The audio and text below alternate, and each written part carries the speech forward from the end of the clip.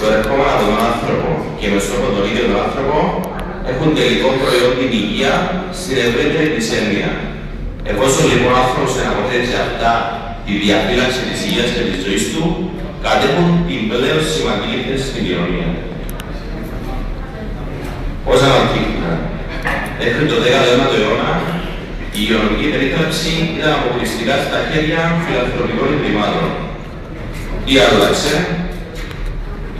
Πρώτον, η παρατήρηση ότι περισσότεροι θάνατοι κατά τη διάρκεια των πολέμων έχουν ως αίτια επιδημίες, δηλαδή λοιμώδη νοσήματα, και όχι το ίδιο τον πόλεμο. Δεύτερα, μιλά καθαρά. Η βιομηχανική επανάσταση φέρνει μαζί του μεγάλο αριθμό θανάτων, αναπηριών και ατυχημάτων στο εργατικό δυναμικό.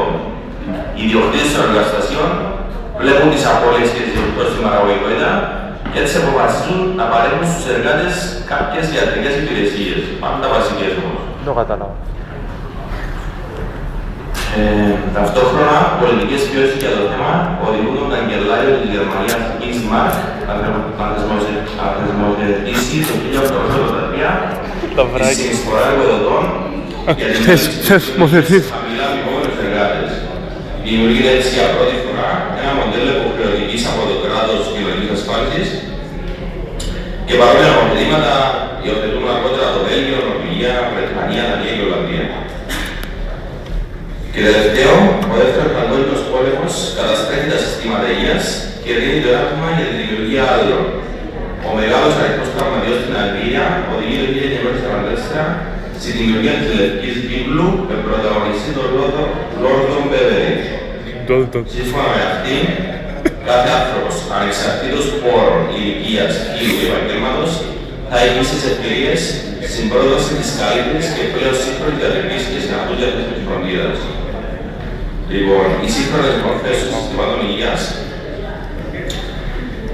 η διοργάνωση και η διαδικασία οργάνωσης και παροχής υπηρεσιών υγείας σε κάθε χώρα θα χωρίζεται κυρίως από την ιδεολογία, η οποία μπορεί να είναι φιλελεύθερη ή να υποστηρίζει την έννοια του κράτους πρόνοιας. Έτσι προκύπτουν τρεις κατηγορίες συστημάτων υγείας. Η πρώτη είναι το ιδιωτικό ή φιλελεύθερο σύστημα υγείας. Η παροχή υπηρεσιών υγείας προέρχεται αποκλειστικά από το ιδιωτικό τομέα, με το κράτος να έχει ελάχιστο σήμαντη συμμετοχή.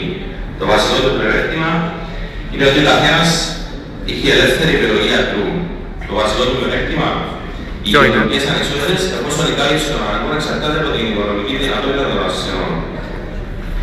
Δεύτερον, το δημόσιο σύστημα υγείας.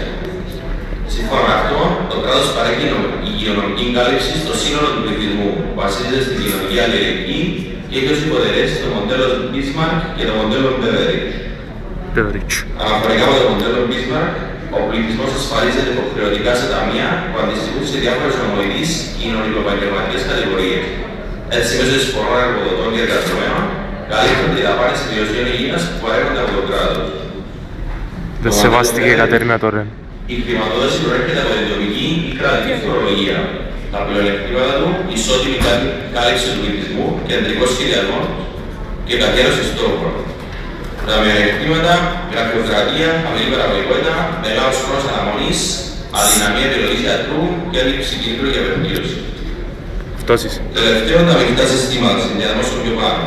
Είναι ενδιάμεσο το παραπάνω, χαρακτηρίζεται από κοινωνική ασφάλιση με εισφορές αναλόγως των οικονομικών δυνατοτήτων του καθενός και κρατική παρέμβαση με κεντρικό ρόλο. Λοιπόν, εδώ είναι κάποια στατιστικά για την ικανοποίηση των πληθυσμών από τα συστήματα υγείας στις 15 χώρες μέλη της Ευρωπαϊκής Ένωσης. Δεν είναι 25? Δεν είναι 25 εννοώ. Τα μέλη δεν είναι 25?